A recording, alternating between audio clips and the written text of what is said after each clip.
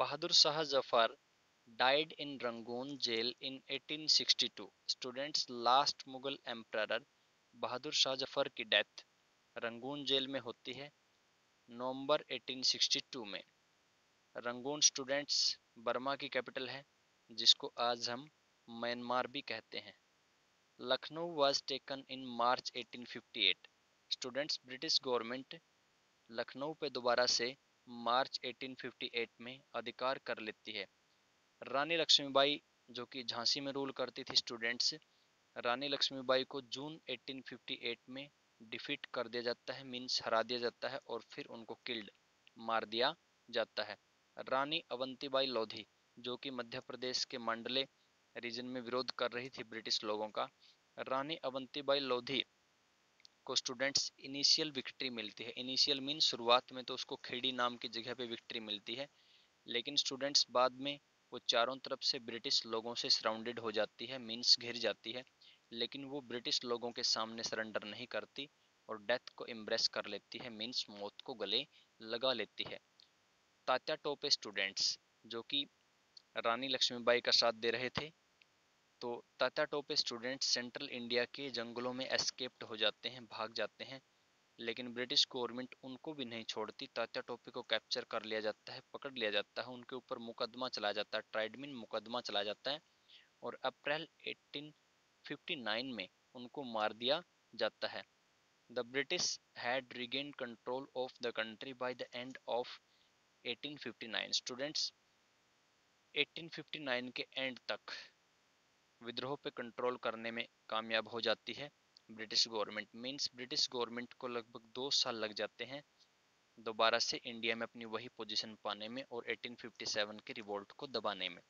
Changes introduced by the British after 1858। देखते हैं students, British government 1857 की रिवोल्यूशन के बाद इंडिया में क्या क्या चेंजेस करती है, क्योंकि ब्रिटिश गवर्नमेंट को ये एहसास हो गया था कि उनकी पॉलिसीज कुछ गलत थी जो कि इंडियन पीपल को रास नहीं आई और इसी वजह से उन्होंने 1857 का रिवोल्ट किया। तो ब्रिटिश गवर्नमेंट 1858 के बाद अपनी कुछ पॉलिसीज में चेंज कर लेती है।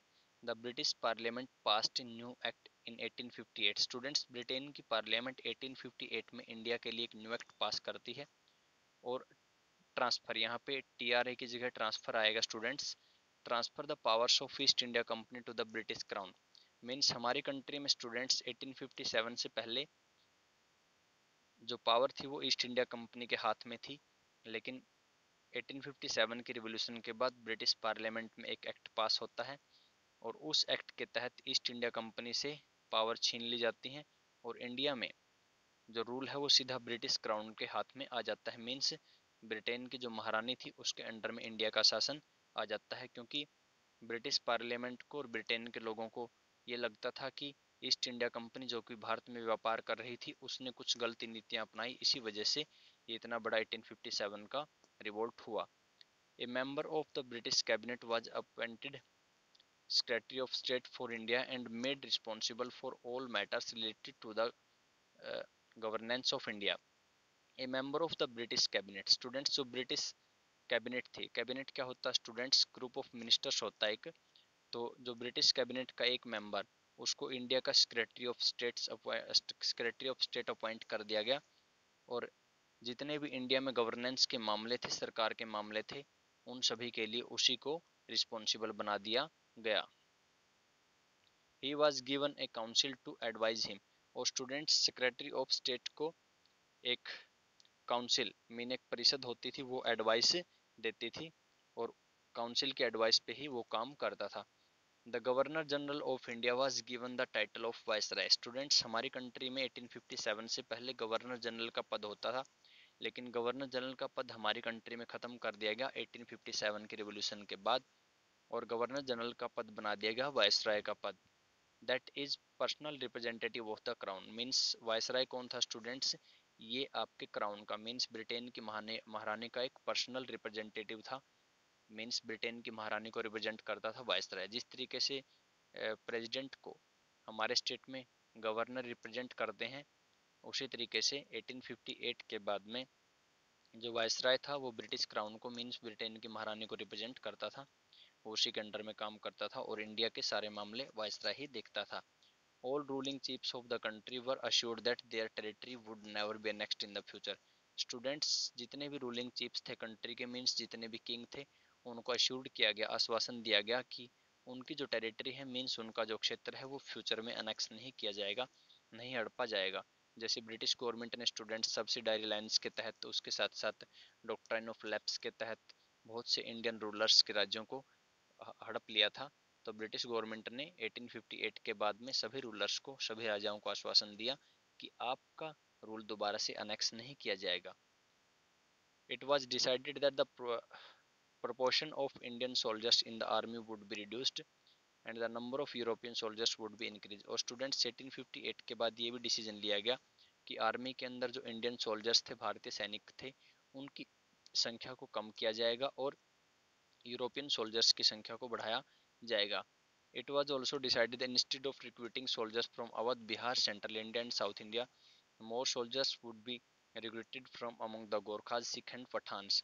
स्टूडेंट्स ये डिसाइड किया गया कि अवध, बिहार, सेंट्रल इंडिया और साउथ इंडिया से कम सैनिक आर्मी में लिए जाएंगे और ज़्यादा सैनिक कहाँ से लिए जाएंगे, गोरखा, सिख और आपके पठानों से ज़्यादा सैनिक लिए जाएंगे, क्योंकि इन लोगों ने ब्रिटिश गवर्नमेंट का 1857 के रिवोल्यूशन में ज़्यादा विरोध नहीं किया था। The land and property of Muslims were confiscated on a large scale and they were treated with suspicion and hostility। Students 1857 के रिवोल्यूशन के बाद मुस्लिम लोगों की प्रॉपर्टी को बड़े व्यापक स्तर पे हड़प लिया गया। मीन्स ब्रिटिश गवर्नमेंट ने मुस्लिम लोगों की प्रॉपर्टी और उनकी लैंड पे कब्जा कर लिया 1857 के रिवोल्यूशन के बाद, क्योंकि ब्रिटिश गवर्नमेंट के माइंड में ये सस्पेंस था कि वही लोग, मीन्स मुस्लिम लोग ही क्या थे, आपके 1857 के रिवोल्यूशन के लिए रिस्पॉन्सिबल थे और उनको शंका की नज़र से और आपके अपमान की नज़र से देखा जाने लग गया, किसको, मुस्लिम्स को। The British believed that they were responsible for the rebellion in a big way. क्योंकि ब्रिटिश लोग सोचते थे कि मुस्लिम लोगों ने ही 1857 का रिवोल्यूशन करवाया है। तो स्टूडेंट्स मेन सेंटर देखते हैं 1857 के रिवोल्यूशन के कौन कौन से थे, तो आप इनको मैप पे भी करेंगे। मेरठ, दिल्ली, बरेली, लखनऊ, कानपुर, झांसी और फैजाबाद। फैजाबाद अयोध्या के पास में है स्टूडेंट्स, मैंने आपको बताया था। अभी हम बात करते हैं स्टूडेंट्स खुर्दा अपराइजिंग की। ये केस स्टडी है 1857 की रिवोल्यूशन से पहले भी एक बहुत बड़ा रिवोल्यूशन, बहुत बड़ा एक आपके रिबेलियन हुआ था उड़ीसा के खुर्दा में। स्टूडेंट्स खुर्दा जो जगह है वो उड़ीसा में है और खुर्दा में अपराइजिंग 1817 में हुआ था ब्रिटिश गवर्नमेंट के खिलाफ। Khurda a small kingdom built in the late 16th century in the southeastern part of Odisha। Students Khurda एक स्मॉल किंगडम था, मीन्स एक छोटा सा साम्राज्य था और ये लेट 16th सेंचुरी में बना था उड़ीसा के साउथ ईस्टर्न पार्ट में। इट्स किंग वाज राजा बीर किशोर देव। तो इसके किंग का नाम था, खुर्दा के किंग का नाम था Raja Bir Kishore Dev. Jagannath temple was also the part of Khurda kingdom. Students Orissa में एक जगह है पुरी और वहाँ पे जगन्नाथ टेम्पल है, बहुत ही फेमस टेम्पल है स्टूडेंट्स ये। और जगन्नाथ टेम्पल भी खुर्दा का ही एक पार्ट था, मीन्स खुर्दा किंगडम का एक पार्ट था। Princely states were known as Garjat in Khurda kingdom. Students जो छोटे छोटे राज्य होते थे खुर्दा किंगडम के अंडर में जो आते थे, उनको गडजात कहा जाता था उड़ीसा में। Mukund Dev second was the son and successor of Raja Bir Kishore Dev. Students Khurda के राजा का नाम क्या था, बीर किशोर देव, और बीर किशोर देव का सक्सेसर मीन उत्तराधिकारी और उसका बेटा था Mukund Dev second. British occupied अवर उड़ीसा इन 1803। स्टूडेंट्स ब्रिटिश लोगों ने उड़ीसा पे 1803 में अधिकार कर लिया था। The British followed A policy of resuming service tenure. Student British लोगों ने जो सर्विस टेन्यूर था उसको रिज्यूम करने की, मीन्स उसका दोबारा से आंकलन करने की नीति अपनाई और इस सर्विस टेन्यूर के रिज्यूम के तहत स्टूडेंट्स बहुत ही बुरी तरीके से पाइक्स की लाइफ अफेक्ट हुई। और पाइक्स कौन थे स्टूडेंट्स, वो स्टेट की एक्स मिलिशिया थे, मीन्स स्टेट के भूतपूर्व सैनिक थे, स्टेट की मिलिट्री के पार्ट थे। There was a large-scale desertion of people from Khurda between 1805 and 1817 due to increasing demand of revenue. Students, British government ने रिवेन्यू की डिमांड इंक्रीज कर दी थी, मींस टैक्स ज़्यादा से ज़्यादा खुर्दा से लेना शुरू कर दिया। इसी वजह से खुर्दा के बहुत से लोग खुर्दा किंगडम को छोड़ के चले गए 1805 और 1817 के बीच में। Orissa is frequently prone to natural calamities. Calamities को स्टूडेंट्स डिजास्टर भी कहते हैं, और प्रोन का मीनिंग होता है पीड़ित होना। स्टूडेंट्स, उड़ीसा के अंदर आज भी आते हैं और पहले भी नेचुरल डिजास्टर आते थे, मीन्स प्राकृतिक आपदाएं आती थी, जैसे साइक्लोन आ जाना, टाइड्स आ जाना। The hereditary military commander of the deposed king Jagabandhu Vidyadhar Mahapatra Brahmavar Rai और the Bakshi Jagabandhu was also disposed land holders. Students देखिए, जो मुकुंद देव सेकंड थे खुर्दा के किंग, उनका एक मिलिट्री कमांडर होता था स्टूडेंट्स, और उस मिलिट्री कमांडर का नाम था जगबंधु विद्याधर महापात्रा भरमरवर, और उसको शॉर्ट में कहते थे स्टूडेंट्स बख्शी जगबंधु। वो एक डिपोज्ड डिस्पोज्ड लैंड होल्डर था, मीन्स उसको भी उसकी जमीन से बेदखल कर दिया था ब्रिटिश गवर्नमेंट ने। The uprising was set of on 29 March 1817 as the Pikes attacked the police station and other government establishment at Banpur, killing more than 100 men and took away a large amount of government money.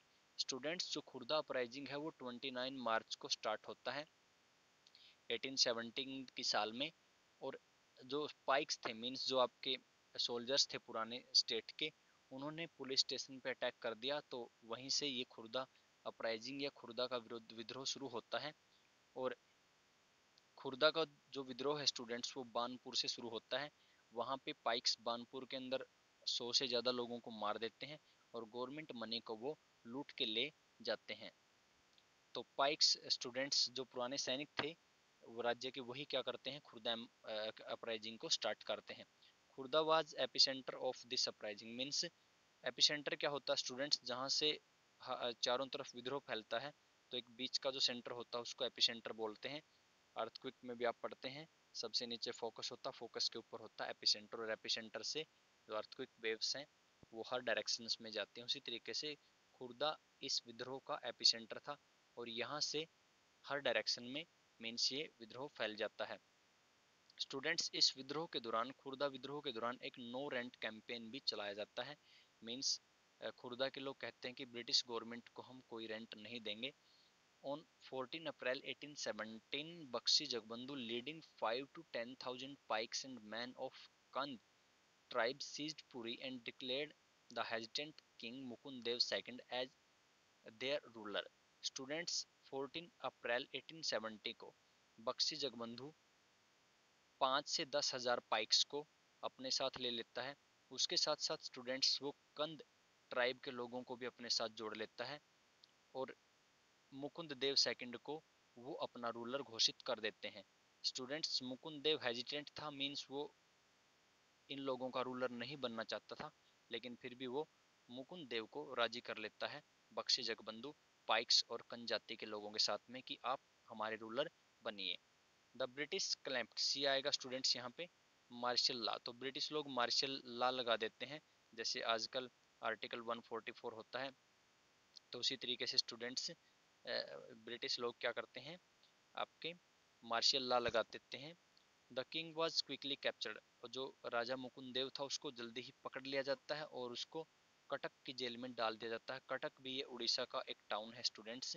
The Bakshi with his closed associate